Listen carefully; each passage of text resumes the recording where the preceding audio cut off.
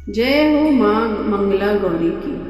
आज मैं आपको मंगला गौरी व्रत की कथा सुनाऊंगी। मंगला गौरी का व्रत करने का सौभाग्य केवल सुहागिन महिलाओं एवं कुंवारी कन्याओं को होता है। यह व्रत सावन मास के मंगलवार को किया जाता है। इस व्रत के करने से वैवाहिक जीवन संबंधी सभी कठिनाइयाँ दूर हो जाती हैं। यदि किसी कन्या के विवाह में देरी हो रही हो तो वह इस व्रत को करके अपने जीवन में इस विवाह संबंधी सभी समस्याओं का निवारण कर सकती है। इस व्रत को करने से निसंतान को संतान की प्राप्ति होती है। माँ मंगला गौरी व्रत में मिट्टी की गौर बनाकर उन्हें कलश पर बिठाकर 16 श्रृंगार चढ़ाया जाता है। इसके लिए पहले पाटा रखकर उस पर लाल कपड़ा बिछाकर माँ मंगला गौरी को स्थापित किया जाता है। सबसे पहले गणेश जी की एवं बाद में दीपक की और उसके बाद कलश की पूजा करनी चाहिए। इसमें दीपक चौमुखा जलाया जाता है। उसके अंदर 16 बातें होती हैं। माँ मंगला गौरी की कथा सुननी चाहिए। इसकी कथा सुनने मात्र से जीवन में आ रहे सभी संकट दूर हो जाते हैं। मंगला माँ का जयकारा लगाते हुए इसकी कथा सुनते हैं। बोलो मंगला गौरी माँ की जय। प्राचीन समय की बात है। पंपापुर नामक गांव में एक साहूकार और उसकी पत्नी रहा करते थे। साहूकार के पास भगवान की कृपा से किसी बात की कमी नहीं थी। वह बहुत धनवान थे। सुख की भी कोई कमी नहीं थी। कमी थी तो केवल एक बात की कि उनके कोई संतान नहीं थी। ये दुख उनको बहुत परेशान किया करता था। एक बार उनके घर एक बहुत बड़े ज्ञानी साधु देवता आए और उनसे उनकी कुशलता पूछी तो साहूकार ने अपनी सारी बात उन साधु बाबा को बताई कि उनके पास भगवान का दिया सब कुछ है, केवल संतान नहीं है। तो साधु महाराज ने उस दंपत्ति को मंगलवार के दिन मंगला माँ का व्रत करने के बारे में बताया। श्रावण मास के पहले मंगलवार को साहूकार की पत्नी ने विधि विधान से मंगला माँ का व्रत किया। अब वह हर मंगलवार को माँ मंगला का व्रत करने लगी। कई महीने व्यतीत हो गए।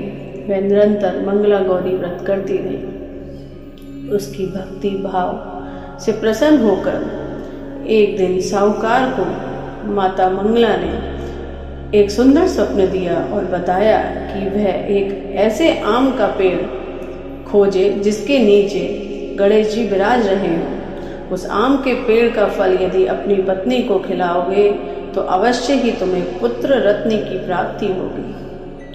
अब साहूकार ने ऐसे वृक्ष को ढूंढना आरंभ कर दिया।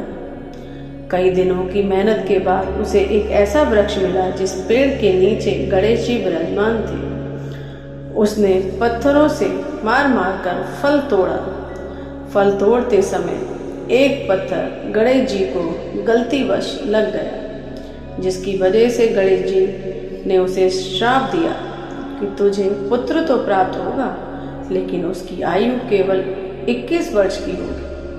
एक सांप के काटने से उसकी मृत्यु हो जाएगी और जैसी चोट तूने आज मुझे पहुंचाई है वैसे ही चोट तुझे भी लगेगी। साहूकार फल लेकर चुपचाप उदास मन से वहां से चला गया और अपनी पत्नी को वह फल खिला दिया। परंतु गणेश जी वाली बात उसने अपनी पत्नी को नहीं बताई। कुछ समय पश्चात साहूकार के घर एक पुत्र का जन्म हुआ। साहूकार और उसकी पत्नी ने उसका नाम मनु रखा। दोनों ने उसे बहुत अच्छे संस्कार दिए। बहुत ही प्यार से लालन पालन उसका किया। धीरे धीरे 20 वर्ष व्यतीत हो गए। दोनों पिता पुत्र मिलकर व्यापार करने लगे। एक दिन व्यापार करते समय लौटते वक्त दोनों एक तालाब के किनारे पेड़ के नीचे भोजन करने लगे। तभी वहां गांव की 2 सुंदर कन्याएं तालाब पर अपने कपड़े धोने आई। वे दोनों किसी अच्छे घर से मालूम पड़ती थी। एक का नाम कमला तथा दूसरी का नाम मंगला था। दोनों कपड़े धोते धोते आपस में बातें कर रही थी कि कमला बोली, मंगला, मैंने मंगला गौरी का व्रत किया है। अगले मंगलवार मैं अपने व्रत का उद्यापन करूंगी और तू भी अगले श्रावण मास के मंगलवार से यह व्रत प्रारंभ कर देना। इस व्रत के प्रभाव से मनभावन पति की प्राप्ति होती है और पति की आयु भी दीर्घ होती है। उनकी बातें सुनकर सेठ जी को पता चल गया कि कमला नामक कन्या उनके पुत्र के योग्य है, क्योंकि वह मंगला गौरी व्रत कर रही है और इस व्रत के प्रभाव से पति की आयु दीर्घ होती है। यह सोचते हुए सेठ जी ने मनु का विवाह कमला के साथ करने का मन ही मन सोच लिया। उन्होंने पुत्र से पूछा तो पुत्र ने भी हाँ कर दिया। ऐसा सोचकर कि कमला से शादी करने से मेरे पुत्र की आयु भी बढ़ जाएगी, वह कमला के पीछे पीछे उसके घर पहुंच गए। कमला के पिता भी बहुत धन्यवान थे, तो साहूकार ने अपने मनु के साथ कमला के विवाह की बात धनवान सेठ से की।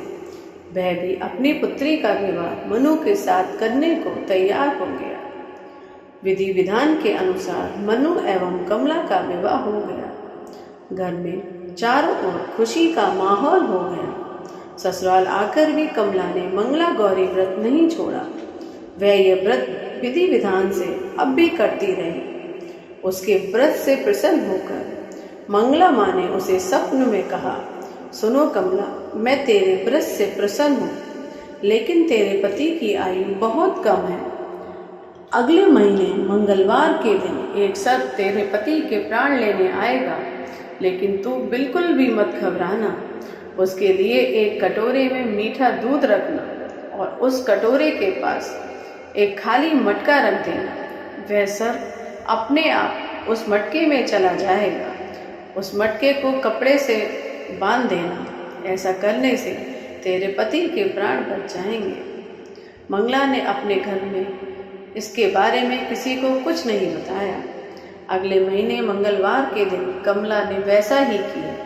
सर्प आया तो उसके लिए मीठा दूध का कटोरा रखा एवं पास में खाली मटका रख दिया। वह सर्प आया, सर्प ने दूध पिया और उस मटके में जाकर बैठ गया।